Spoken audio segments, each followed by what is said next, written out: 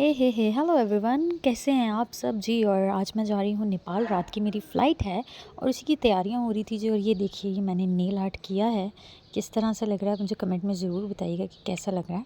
और 12 बजे एयरपोर्ट जाना है और अभी तकरीबन 11 बज चुके हैं। मैं ऑलमोस्ट रेडी हो चुकी हूँ। रेडी स्टेडी एंड गो वाला सीन है। जस्ट हमें जो है वो अपनी फैमिली प्रे करनी है, बिकॉज प्रे के अलावा, प्रे के बगैर हम अपना कोई भी काम नहीं करते। तो वो करनी है। बैग पैक हो गया है। मेरा जैकेट जो है वही यहीं पे नीचे पड़ा हुआ है। यहीं से मैंने अपना जैकेट रख दिया, बैग रख। यहाँ जी हम बैठ गए प्रे के लिए, लेकिन हमारे जो डैडी हैं और मामा वो दोनों आए नहीं। ये आप ही हैं, आप ही को चेक करें, स्माइल देते हुए, फेक स्माइल देते हुए। ये फ्लोरेंस है, ये भी शो मार रही है अपने नेल आर्ट की जो हो गया है। ये अलीना है जो अपना मुंह छुपाने की कोशिश कर रही है, लेकिन मैंने कह। और हम पहुंच चुके थे जी एयरपोर्ट और टाइम हो गया था तकरीबन 12:45 और मेरी फ़्लाइट थी 3:45 की। बिकॉज़ यहाँ पे जो है स्टॉप था बीच में दुबई का। नेपाल के लिए डायरेक्ट फ़्लाइट नहीं होती, तो पहले दुबई पहुँचना था, उसके बाद वहाँ से नेपाल जाना था। तो इसी तरह से जी ऑलमोस्ट जो है वो 14 आवर्स की होने वाली थी। और ये काफ़ी ज़्यादा लंबी फ़्लाइट थी मेरे लिए, क्योंकि मैंने अपनी पूरी लाइफ में इतना ज़्यादा ट्रैवल नहीं किया है। लेकिन मैं काफ़ी ज़्यादा एक्साइटेड भी थी, बिकॉज़ मुझे इस बात की खुशी थी कि चलो यार, मैं अपने हस्बैंड के पास जा रही हूँ और ऑब्वियसली ईस्टर भी उन्हीं के साथ करने वाली है। इस चीज़ के लिए मैं बहुत ब्लेस्ड और खुश थी, शुक्र है खुदा का। और यहाँ पे मेरे पास दोनों टिकट्स आ गई थी।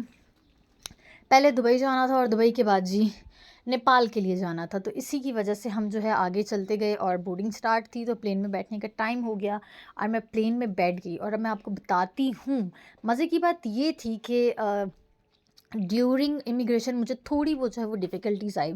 ऑब्वियसली उनको बिलीव नहीं हो रहा था कि मैं जो हूँ वो शादीशुदा हूँ, मैरिड हूँ।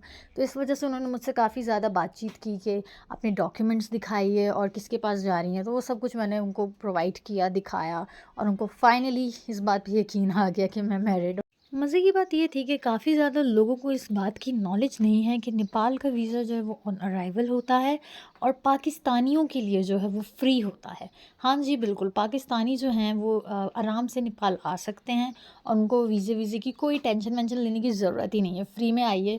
और जिनको स्पेशली जिनको जो अपनी ट्रैवल हिस्ट्री बनानी है। और एक और बात बता दूँ, इमिग्रेशन के टाइम पर जब मैं वहाँ लाइन में थी तो उन्होंने मुझे बोला कि आपके पास ओके टू बोर्ड नहीं है। तो मैंने बोला नहीं, ओके टू बोर्ड तो दे ही नहीं सकते ना, क्योंकि वीज़ा ऑन अराइवल है। तो उसके बाद जो उन्होंने मुझे कहा, वापस जाइए आप काउंटर पे, ठीक है, और उनके ओके टू बोर्ड का स्टैंप लगवा के लाइए। और मैं वापस गई, स्टैंप लगवा के आई और फिर मैंने उनको दिखाया और फिर वही डॉक्यूमेंट्स वगैरह दिखाने के बाद उन्होंने मुझे अलाउ किया। क्योंकि जब मैं फ़्लाई दुबई के ऑफ़िस गई थी तो उन्होंने भी मुझे यही बात कही थी कि मैम, आपको जो है वो ओके टू बोर्ड की ज़रूरत नहीं है, क्योंकि आपका जो वीज़ा है वो ऑन अराइवल है। तो इस वजह से कोई भी मुश्किल आपको जो है वो फ़ेस नहीं करनी पड़ेगी। और यहाँ पे जी हम दुबई पहुँच चुके थे। तकरीबन टाइम हो गया था, सुबह के 5:30 बज चुके थे और मुझे बहुत भूख लगी थी, तो मैंने ब्रेकफ़ास्ट में ये ऑर्डर किया और खाया। और खाना खाने के बाद यहाँ जो है मैं प्लेन में बैठ चुकी थी और टाइम हो रहा था सुबह के 8, साढ़े 8 हो रहे थे, 8:30। और फिर यहाँ से जो है वो प्लेन चलना शुरू हुआ और मैंने शुक्र किया कि चलो शुक्र है खुदा का, फाइनली मैं प्लेन में बैठ गई। और अब मज़ीद 4 घंटे का और सफ़र था मेरा। और बीच में थोड़ी सी आँख वाँख भी लगी मेरी, मैं सो गई थी। और फिर उठी तो प्लेन में कुछ खाया, कॉफ़ी पी मैंने, ब्लैक कॉफ़ी पी, क्योंकि जागना बहुत ज़रूरी था। और यहाँ पे तकरीबन 9:30 हो चुके थे और बहुत ही प्यारा व्यू मुझे देखने को मिला। इसी तरह से आधे-आधे घंटे, 1-1 घंटे बाद मुझे जो है खूबसूरत व्यू देखने को मिले, जिनको मैंने कैप्चर किया। और हमारे पास है स्क्रीन पे मैप भी था, मैप पे पता चल रहा था कि हम कहाँ पे हैं और कितना टाइम लगेगा। तो ऑलमोस्ट इसी तरह से 11 भी बज चुके थे।